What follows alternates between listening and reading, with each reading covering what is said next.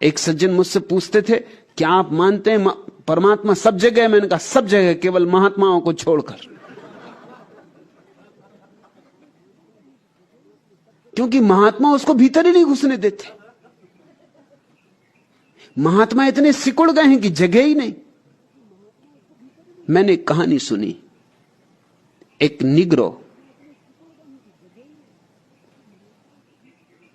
स्वप्न देखा कि जीसस ने उसे पुकारा है,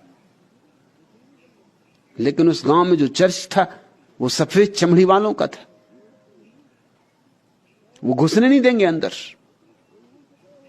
तो बड़ी अजीब दुनिया है, यहां चमड़ियों से तय होता है, रंगों से तय होता है।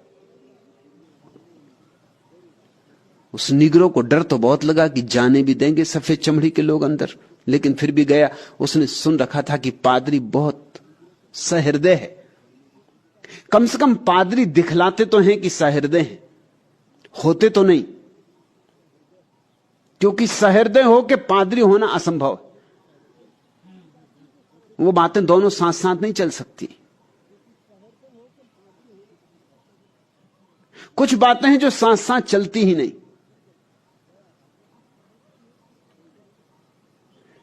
लेकिन इस आशा में गया निग्रो, गया रात, जब कोई ना हो चर्च में। दरवाजा खटखटाया, पादरी बाहर आया।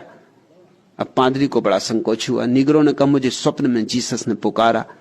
अब यहां गांव में और तो कोई जीसस का मंदिर नहीं है, मुझे भीतर आने दे, मुझे पूजा करने दे, मुझे प्रार्थना करने दे।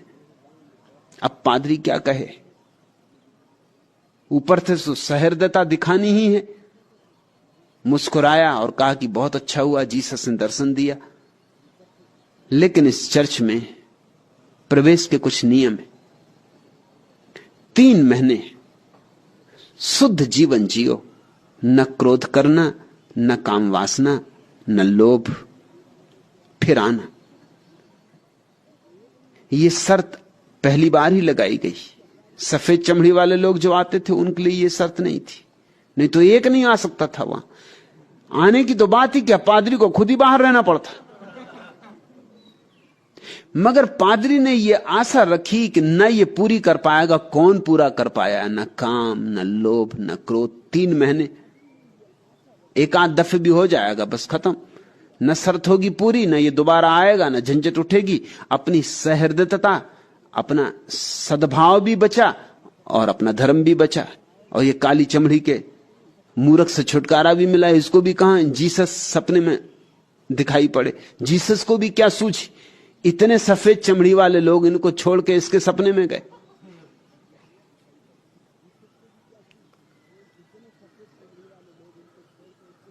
महीना बीतने के करीब हुआ। एक सांझ पादरी द्वार पर खड़ा था चर्च के, और देखा कि वो निग्रो आ रहा है। पादरी ने कहा, मारे गए। उस निग्रो को देख के उसे लगा कि उसने शर्तें पूरी कर ली। उसके चेहरे पे एक आभा, उसके चलने में एक प्रसाद, उसका करीब आना ही इतना शांतिपूर्ण कि लगा पादरी को कि अब झंझट हुई।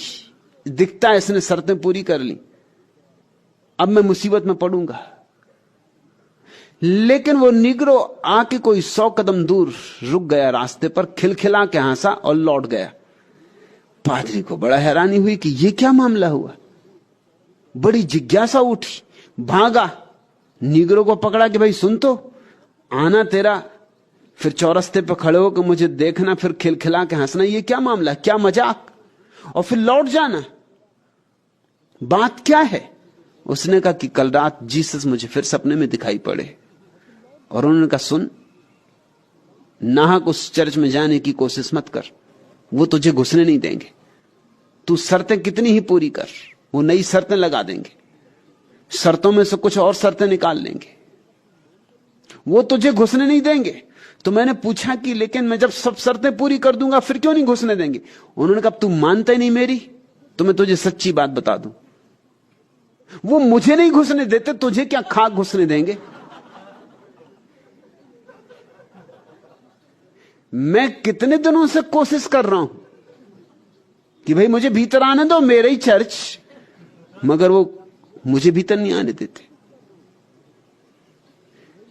जीसस के नाम पर समर्पित चर्च में जीसस नहीं, और मोहम्मद के नाम पर समर्पित मस्जिद में मोहम्मद नहीं, और कृष्ण के मंदिर में कोई और भला मिल जाए, कृष्ण नहीं मिलेंगे। तुम्हारे महात्माओं को छोड़कर और सब जगह परमात्मा है, क्योंकि तुम्हारे महात्मा उसे भीतर ही नहीं घुसने देते। तुम्हारे महात्मा तो ऐसे अकड़ के बैठे कि कोई घुसना भी चाहे तो कैसे घुसे। तुम्हारे महात्माओं का परमात्मा से कोई संबंध नहीं हो पाता, उनके जीवन में कोई अर्थ नहीं, और उनसे ही तुम सीखोगे।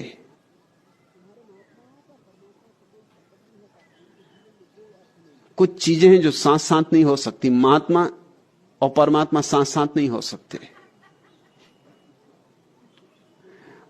परमात्मा को पाने के लिए तो बिल्कुल मिट जाना होता है। कहां के महात्मा, कहां के साधु, कहां के संत, सब समाप्त हो जाता है।